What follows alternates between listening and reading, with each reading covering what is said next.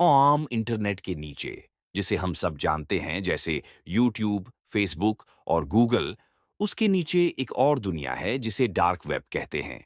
यह एक गुमनाम, बिना किसी नियम की दुनिया है, जहां आसानी से नहीं पहुंचा जा सकता।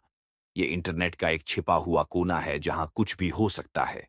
कुछ समय पहले तक डार्क वेब की सबसे बड़ी साइट थी सिल्क रोड, एक ऑनलाइन ब्लैक मार्केट जहां हर तरह की अवैध चीजें मिलती थीं, जैसे बॉडी पार्ट्स, हथियार, हथियार चलने वाला और सबसे ज्यादा ड्रग्स।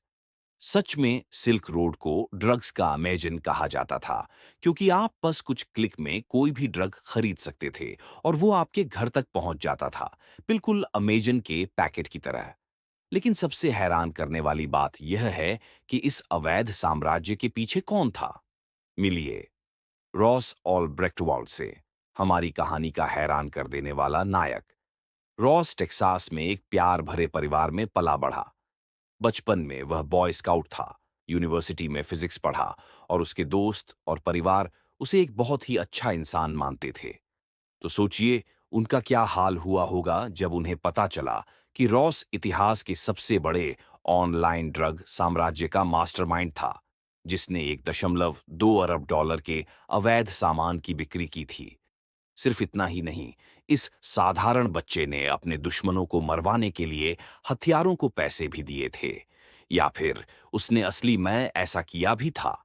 आज भी बहस चल रही है कि क्या रॉस दोषी है या नहीं।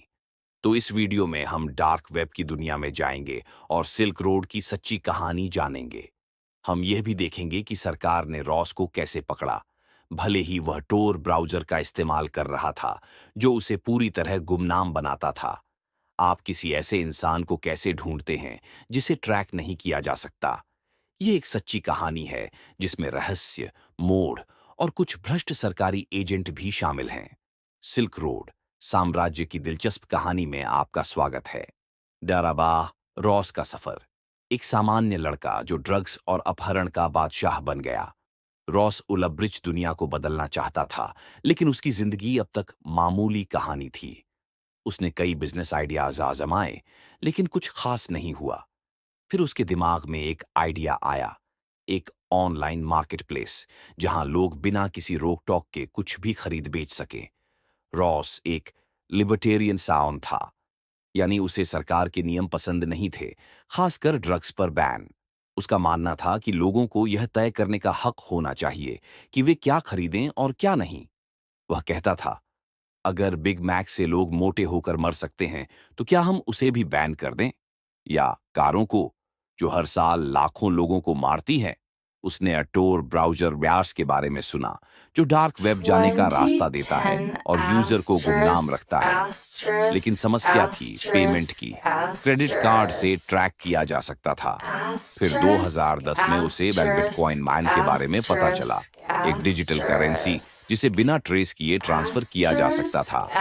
अब उसके asterisk पास सब कुछ था। asterisk अपने बेडरूम से asterisk रॉस ने air सिल्क रोडॉस नाम की एक साइट बनाई। asterisk शुरुआत में उसने खुद asterisk मैजिक मशरूम उगाए और asterisk बेचे।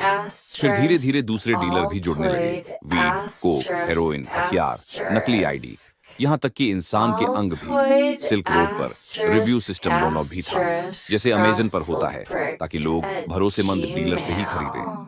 और वो दो कैसे Come पकड़ा गया रॉस? asterisk सिल्क रोड तेजी से बढ़ी asterisk और सरकार की नजर में आ गई। LinkedIn. लेकिन टोर और बिटकॉइन की वजह से YouTube रॉस को पकड़ना मुश्किल था।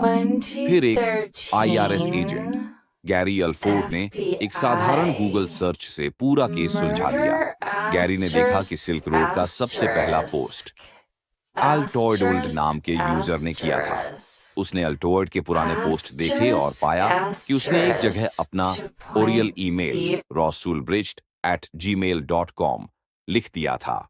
फिर उसने रॉस के लिंक्डइन, यूट्यूब और दूसरे अकाउंट्स चेक किए और पता लगाया कि वही सिल्क रोड का मालिक है। 2013 में एफबीआई ने सैन फ्रांसिस्को की एक लाइब्रेरी में रॉस को पकड़ा, जब वह सिल्क रोड के एडमिन पैनल में लॉगिन था। उसके लैपटॉप पर सारे चैट्स और डायरी थे, जिसमें उसने ड्रग्स, मर्डर 3.0 और भ्रष्ट एजेंटों को पैसे asterisk देने के बारे में लिखा था। asterisk इलाब्दुर्वॉल सिल्क रोड के Asterisk, बाद क्या हुआ? asterisk, रॉस को asterisk, आजीवन कारावास और की सजा asterisk. हुई। उसका कहना था कि वह Lord. सिर्फ एक सोशल एक्सपेरिमेंट कर रहा था, लेकिन कोर्ट नहीं माना।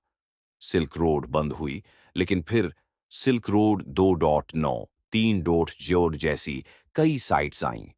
आज भी डार्क वेब पर ऐसे मार्केटप्लेस चलते हैं, लेकिन कोई भी सिल्क रोड जितनी बड़ी नहीं बन पाई।